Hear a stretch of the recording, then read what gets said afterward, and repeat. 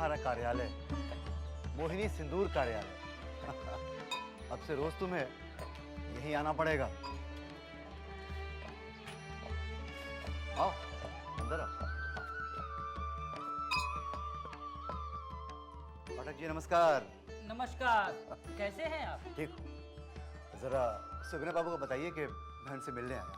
जी आप लोग बैठिए, मैं अभी उन्हें खबर देता हूँ। ठीक। बैठिए।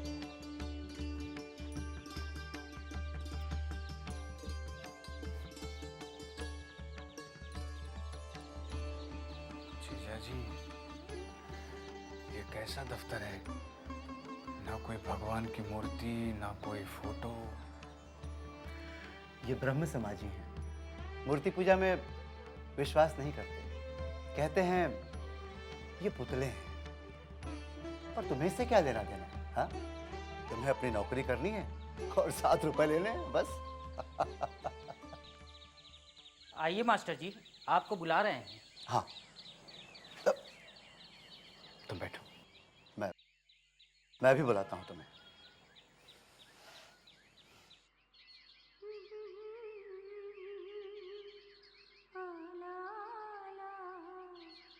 आँखों में बसी तस्वीर तेरी,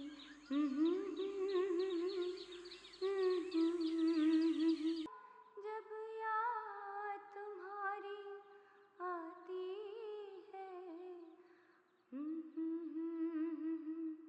तस्वीर तेरी जीने की अदा सिखला,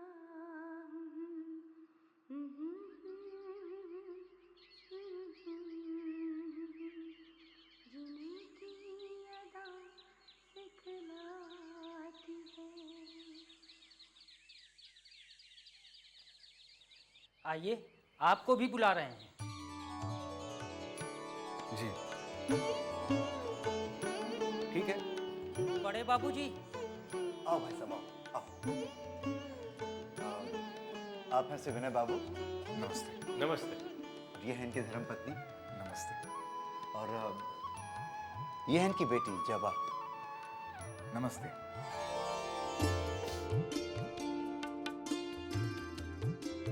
और ये हैं आपके साले साहब। जी हाँ। और ये बहुत ही भोले हैं, दुनियादारी से एकदम परे। कोई बात नहीं, शहर की आबो हवा इन्हें सब कुछ सिखा दे। तुम्हारा नाम क्या है? जी भूतनाथ।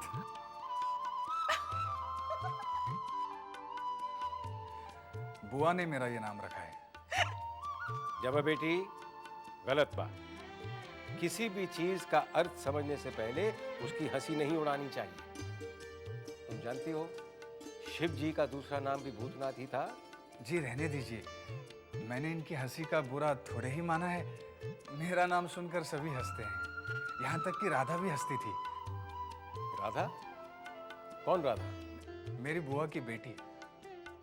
ये मेरी स्वर्गवासी पत्नी के बारे में कह रहे हैं। ओह अच्छा अच्छा अच्छा। भाई ब्रज रखाल बाबू, आपके साले साहब हमें बहुत पसंद आए। इनकी नौकरी पक्की। तुम आज ही से काम शुरू करना चाहोगे? जी जी। हाँ हाँ हाँ। जबा बेटी, जी इन्हें दफ्तर ले जाओ और पूरा काम समझा दो। जी चलिए, आइए चलिए।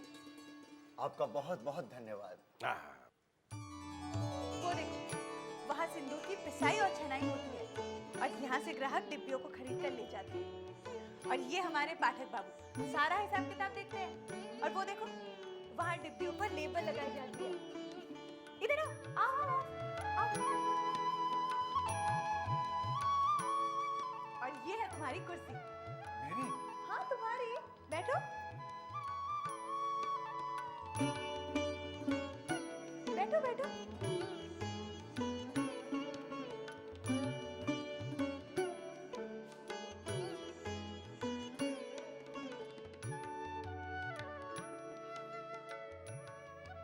आपने बताया नहीं मुझे क्या काम करना होगा। आपने तो पूछा ही नहीं। तो अब बता दीजिए।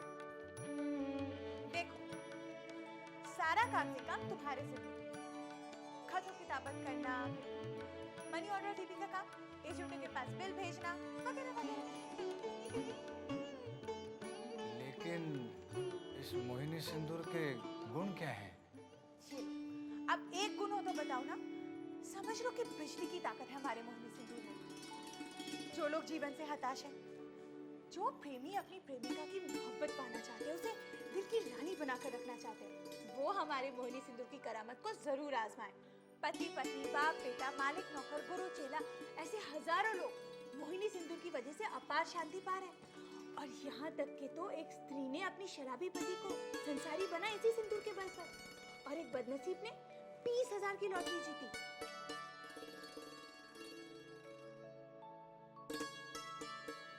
ऐसे क्या देख रहे हो? कहीं ये मोहिनी सिंदूर का असर तो नहीं? मतलब आप अपनी बातों से दूसरों को अपनी तरफ मोहित कर देती हैं। लेकिन तुम मोहित मत हो जाना। नहीं। ओफो, तुम ना बातें बहुत करते हो। मैं तो कुछ बोला ही नहीं। तो क्या मैं बोल रही हूँ? अरे बोलूंगी नहीं तो क्या गूंगों की तरह इशारों से काम समझाऊंगी तुम्हें? अब देखो, फिर से तुम बातों में समय नष्ट कर रहे हो, अपने काम पर लग जाओ। ये देखो, ये चिट्ठी आप पढ़ो, इनका जवाब दो, और फिर बाद में आकर मुझे जवाब देना। आपको? हाँ, मुझको। तुमने क्या काम किया, क्या नहीं किया, सब तो मुझे आके बताना है। जी हाँ। और हाँ, महाराज ठीक 1:30 बजे भोजन लगाता है। भूख लगे तो पहुंच जाना, नहीं तो काम करते रहना।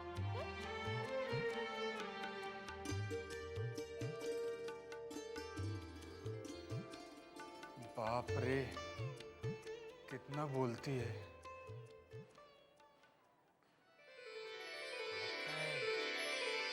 खाना अच्छा मिलेगा।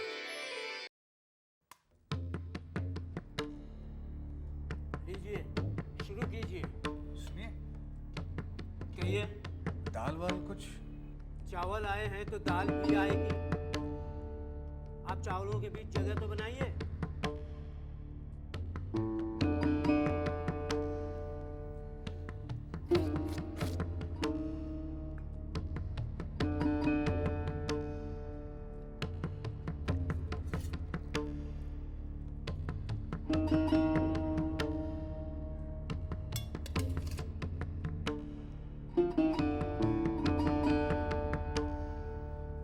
मछली नहीं है? मछली है क्यों नहीं, पर थोड़ी है, वो भी साहब लोगों के लिए।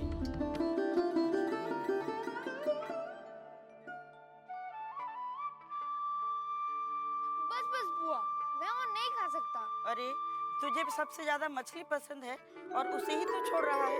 मेरा पेट भर गया। अरे अब खाएंगे या देखते रहेंगे?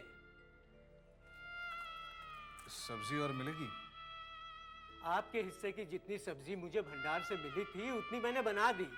अब और नहीं है तो कहां से दूं? अब जल्दी खा लीजिए, वरना हाबू की माँ आकर इसे जूठन समझकर उठा ना ले जाए।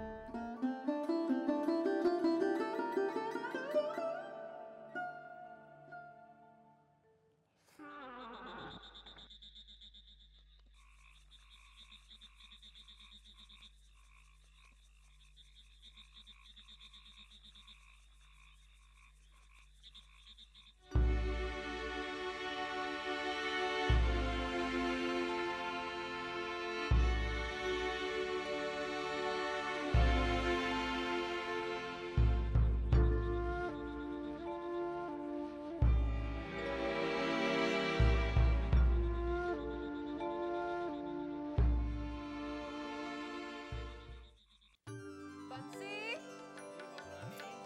जरा सुन तो।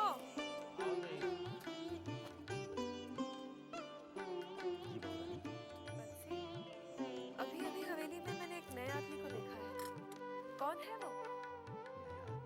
तो जरूर आप साले साहब को देखी होंगी। साले साहब?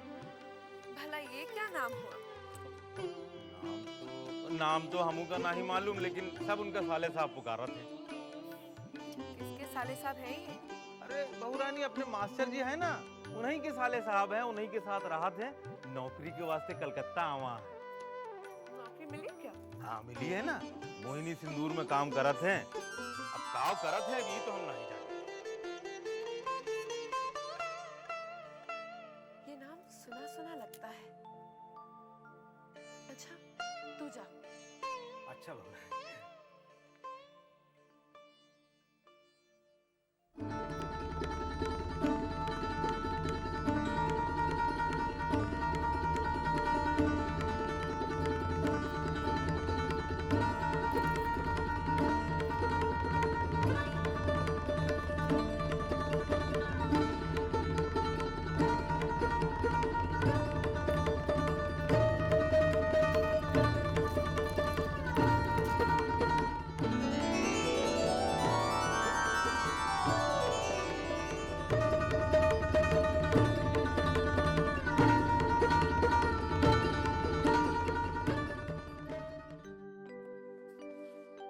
आइए भाई साहब, आइए, कहिए कैसा रहा नौकरी का पहला दिन?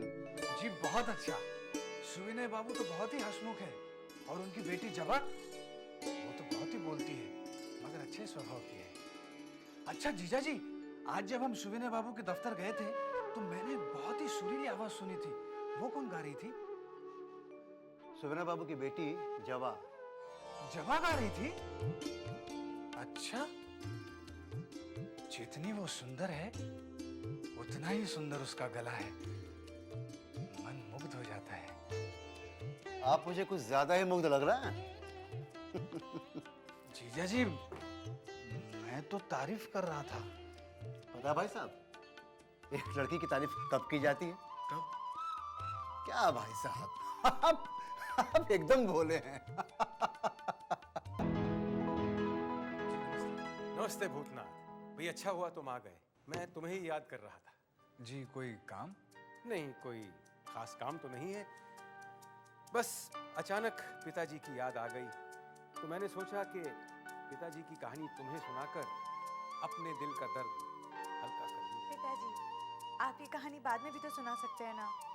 बेटी, जब दर्द अभी है तो दवा भी अभी ही मिलनी चाहिए ना। जी, आप पिताजी की कहानी की बात कर रहे थे। हाँ, तो सुनो, मेरे पिताजी की कहानी सुनो। पिताजी कट्टर हिंदू थे, माँ काली के सच्चे भक्त। शनिवार को पूजा शुरू करते थे तो रविवार की सुबह को जाकर खत्म करते थे। तब तक अन्न जल कुछ भी नहीं लेते। लेकिन पिताजी, आपको अचानक दादाजी की याद कैसे आ गई? बेटी, रविवार को तेरा जन्मदिन है और शनिवार से लेकर रविवार तक उनकी पूजा का दिन हुआ करता था। अरे उन्होंने ही तो माँ काली पर तेरा नाम रखा था, जबा मई, काली का प्यारा फूल। जी, रविवार को आपका जन्मदिन है? अगले रविवार को, कहीं इसी रविवार को ना आ जाना। पिताजी, वैसे दावत के लिस्ट में इनका नाम तो है ही नहीं है? अरे तो लिख दे। नहीं पिताजी, इनका नाम लिखकर स्याही बर्बाद क्यों करें? ये तो ऐसे ही बोलने पर आ जाएंगे। आएंगे ना? जी हाँ, आ जाऊंगा। इतना काफी है या फिर से एक बार बोलूं? जी नहीं, जरूर आऊंगा। अरे भाई, वो तो तुम आओगे ही, लेकिन अब जो आ गए हो तो पिताजी की कहानी सुनते ही जाओ। आओ बैठो। पिताजी, आप तो बता चुके हैं। कहाँ बता चुका हूँ बेटा? मैं तो बताने जा रहा था कि अचानक तेरी बात बीच में आ गई। चुप कर तू। तो सुनो, पिताजी कट्टर हिंदू थे। चलिए चलिए, मालकिन छज्जे पे खड़ी है। छज्जे पे खड़ी है? चल।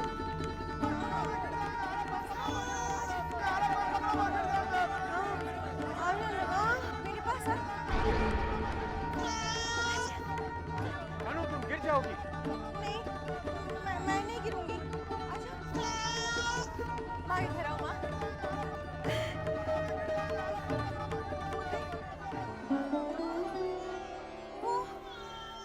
वो तो चला गया माँ।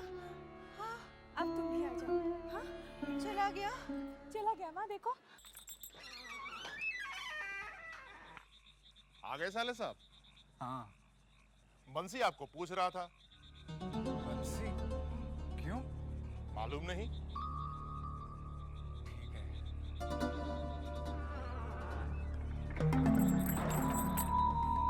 बंसी क्यों पूछ रहा था? कल मैंने छोटी बहू को देख लिया था। कहीं छोटी बहू ने शिकायत तो नहीं कर दी? हे भगवान, रक्षा करना।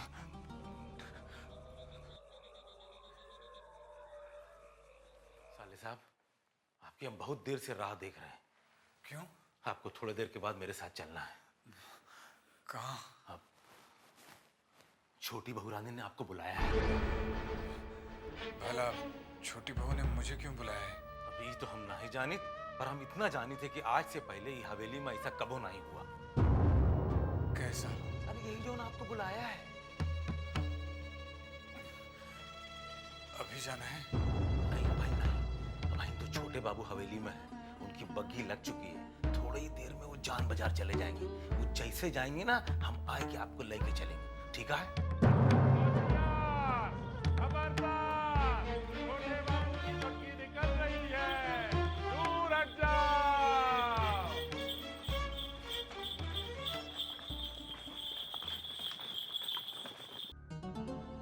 छोटी बहू ने मुझे क्यों बुला भेजा है? कहीं कुछ गड़बड़ तो नहीं? गड़बड़ तो मैंने खुद की है। क्या जरूरत थी मुझे हवेली की तरफ देखने की? आज तक किसी दूसरे मर्द ने हवेली की औरत की तरफ निगाह उठाकर नहीं देखा, और मैंने देख लिया।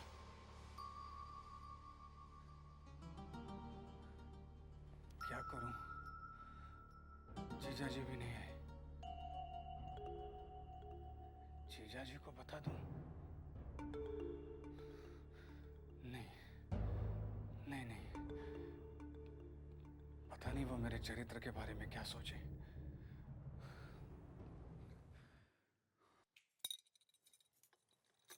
क्या हुआ चिंता? बंसी कहाँ रह गया? भूतनाथ को अब तक बुलाकर नहीं लाया। छोटे बाबू भी जान बाजार चले गए हैं। बंसी भैया शायद उन्हें लाने ही गए होंगे, लेकिन क्या चिंता? लेकिन छोटी बहू रानी, एक पराये आदमी को आप अपने कमरे में बुलाकर क्या अच्छा कर रही हैं? ये तो नहीं समझेगी। ये मैं अपने लिए अच्छा ही कर रही हूँ। क्या बात है भाई साहब, ऐसे बैठे हुए हैं? नहीं, भोजन किया कि नहीं? आप ही की राह देख रहा था। भाई साहब, आप कुछ परेशान लग रहे हैं। दफ्तर में कोई बात तो नहीं हो गई? नहीं, ऐसी कोई बात नहीं है। अच्छा, तो फिर चलिए भोजन कर लेते हैं। आप नहा लीजिए, मैं खाना लगाता हूँ।